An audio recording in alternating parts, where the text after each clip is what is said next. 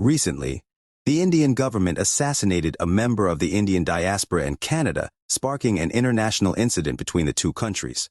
A few weeks later, it was reported in the New York Times that a similar assassination was thwarted in New York. In this article, I make no plans to litigate these assassinations, but instead to raise awareness of a future trend the West is culturally unprepared for. Namely, the sacred cows of our civilization are about to be challenged first by India and then by English-speaking Africa over the rest of the 21st century. Let me walk you through my logic. Starting in the 18th century, most probably even earlier, global history has effectively been a history of Europe and its diaspora. Of course, certain people can protest this description, but undeniably by the turn of the 20th century, it would be impossible to understand the administrative boundaries, demographics, economy, or society of any place on Earth without engaging with the preferences of white people. In fact, at least in English, we refer to World War I as a world war, despite the only real action taking place in Europe and West Asia, with some minor skirmishes in European colonies. Culturally, this political and economic dominance has left its mark in a certain level of Western chauvinism. In particular, whatever Westerns view as valuable has, for the living memory of every person alive today, been the global value.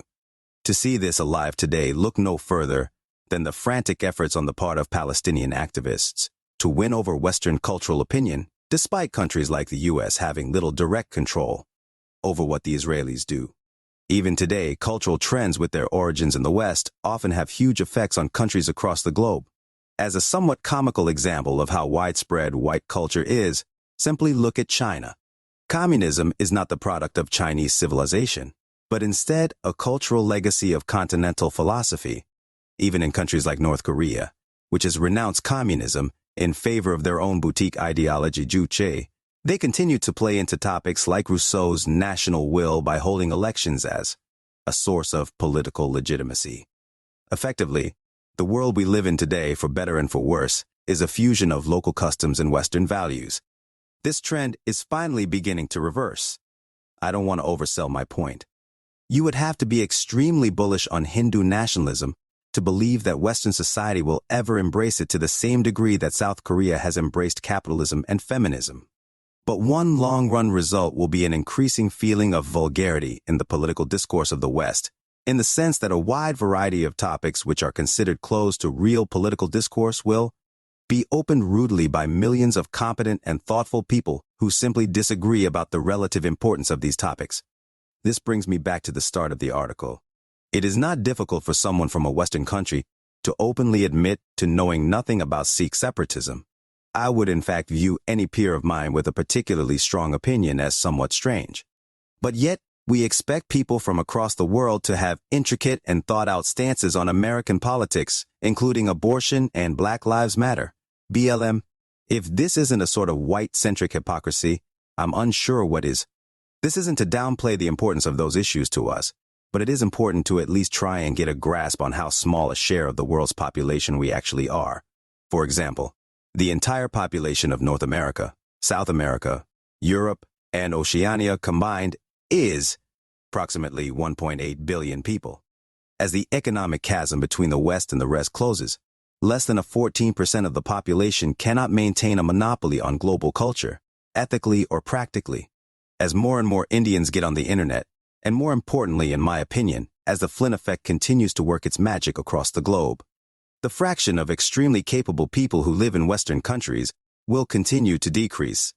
Importantly, for the Anglosphere, the virtual monopoly on English-language media held by Americans will be broken. It would be delusional to claim I know what the existence of hundreds of millions of brilliant Indian authors writing in English will be. Overwhelmingly, I have no doubt it will be one of the most exceptional moments in human history, and something I truly believe would have been inconceivable even a century ago. In fact, the speed at which the developing world has moved into democratic modernity is something that is rarely acknowledged. Without modern global capitalism, hundreds of millions of people would be trapped in grinding poverty and oppressive cultural institutions. Instead, I'm going to do my best to articulate those subjects that for idiosyncratic reasons are important to the West. I refer to these as sacred cows for two reasons. First, because its definition in English refers to something that is unreasonably immune to criticism. but second and more importantly, because of the obvious mockery implied in the word. Based on Google Ngrams, the term appears to have taken off in the 1920s. Contextually based on its meaning, it is clear Englishmen used it in a perhaps playfully mocking way of Hindus, since in their minds the special place Hinduism holds cows is unreasonable. Much the same, the special way that the West and Anglosphere in specific holds these subjects is rooted deeply in our culture and to an external perspective somewhat unreasonable. Israel-Palestine. Fundamentally, this conflict holds an outsized share of global attention for a relatively simple reason. The conflict is a mirror of the origins of Western civilization, the Crusades, and so feeds directly into our neurosis in a way no other conflict ever can. In it are mirrored all of the essential conflicts of my civilization: colonization, race, the role of religion in the state, the necessity of violence, and our repulsion to it. But expecting other civilizations to care about it for similar reasons is fundamentally delusional. I expect that the world will continue to care about Israel and Palestine, but fundamentally, it will be for reasons that diverge from those that matter in the Western world. In particular, a certain claim to the unique evil of anti-Semitism will never have the bite it does here. If you doubt the last sentence, simply read this attached article. If you don't know one thing about the Japanese Empire, what right do you have to demand the world know about the medieval treatment of Jews? American slavery. In America, this topic is so sensitive, we have a vocabulary of acceptable language that can be used to describe it. As an example of this, look at the relevant English Wikipedia article for concubinage. The paragraphs on every society other than the United States is largely abstract and legalistic, discussing numbers and religious customs. However, for the U.S., a substantial portion of the article is devoted to emphasizing the fact that slavery was a crime against humanity. In fact, the majority of the section is devoted to discussing the fact that slaves could not give consent and pointing out the evils of slavery. This isn't to disagree with any of it, but it is important to realize how much this reflects unique historical realities and is not a position that it would be rational to expect everyone in the world to hold equally. Regardless of how much an Indian might try to be delicate with the issue of American slavery, it will never satisfy the tastes of Americans. I expect this to cause huge controversy in the coming years. Native Americans and European conquest of the Americas. For this, I merely ask you to engage with how you feel about the Mongols. If you do not instantly jump to the conclusion that they represented a uniquely evil force in human civilization, you have no grounds to critique a non-Westerner for simply not caring about the European conquests of the Americas. In fact, it is quite plausible that similar to how Westerners view Mongols, the true scale of their brutality might be obscured by a certain morbid respect. The level of sensitivity to this seems to vary significantly by country, but particularly in Canada, it appears to have taken on almost sacred importance. Similar to the caste system in India, though, it is something that the average non-American cannot be expected to know the details of. I'm not sure if I find it more humorous or impressive seeing Jagmeet Singh so delicately navigate the issue in Canada. Simply as countries in North America become more diverse, the successive waves of immigrants will care as much about the plight of indigenous Americans as they care about the success of any of their other countrymen. Thus, the delicacy that has become standard procedure in both Canada and the United States will not last, in particular online. For example, it would not surprise me if, in 40 years, an exceptional movie came out of India that portrayed the Native Americans as savages attacking settlers. Something that, at least as long as I've been alive, is an inconceivable representation, despite the fact that millions of white Americans have had their ancestors killed by Native raids. Gender. I'm not 100% sure how to label this one. But in the last 30 years, the West has taken a sharp turn on gender and queer rights. This is something that every Westerner who did not actively resist the rise of women and LGBTQ rights should be extremely proud of. It represents a unique invention of Western philosophy with no parallel across history. But that uniqueness masks the scale of the cultural shift. In the modern West, it is illegal to discriminate against LGBTQ people almost everywhere along any dimension. Seriously examining if there are trade-offs to women entering the workforce is largely excluded purposefully from public discourse. This is simply untrue of the rest of the world. The West has a unique view on gender and its role in society.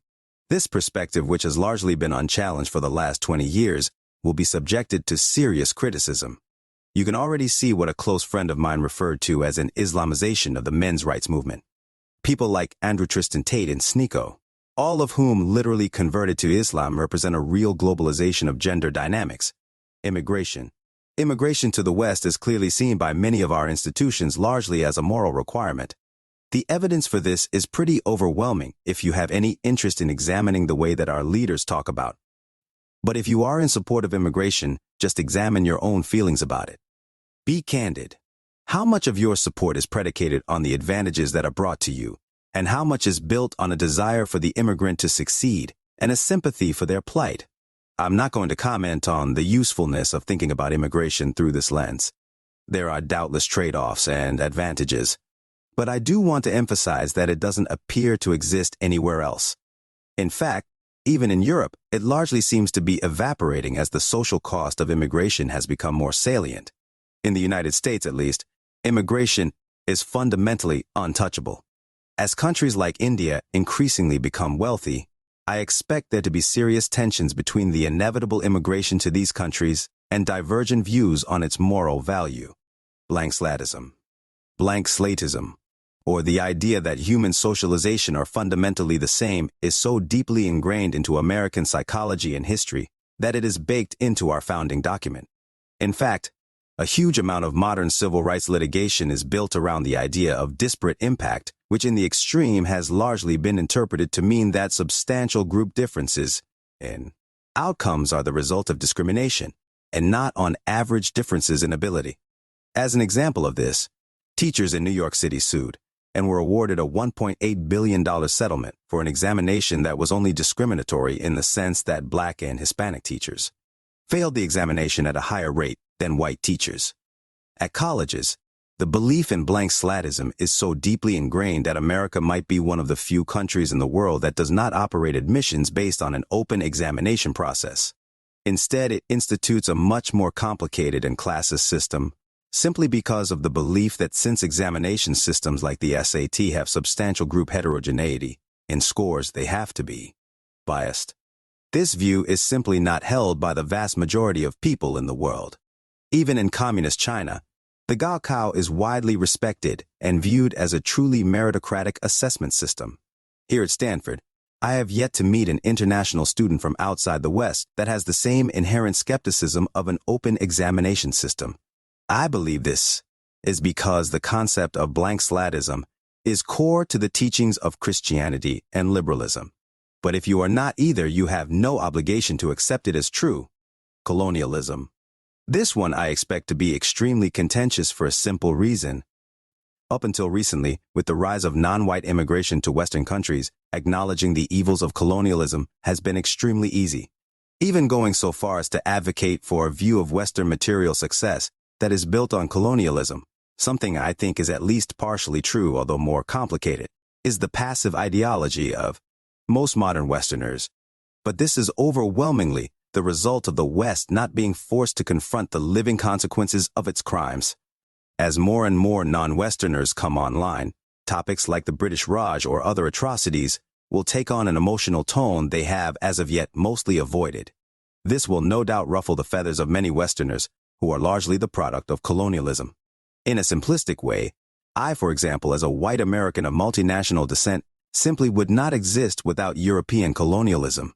The cultural consensus that currently exists that preaches there is nothing defensible about colonialism will crumble. White people know there is a lot they like about colonialism if they live in any country that was the creation of colonialism. Their home and family and friends are all things they like about colonialism. The defensive acknowledgement of the crimes of the West is only possible when the victims are not around to demand restitution. Final thoughts. This is by no means an exhaustive list. In fact, it would surprise me if I'm right about more than a few of them. Mostly what I want to emphasize is how primed for change our global society is.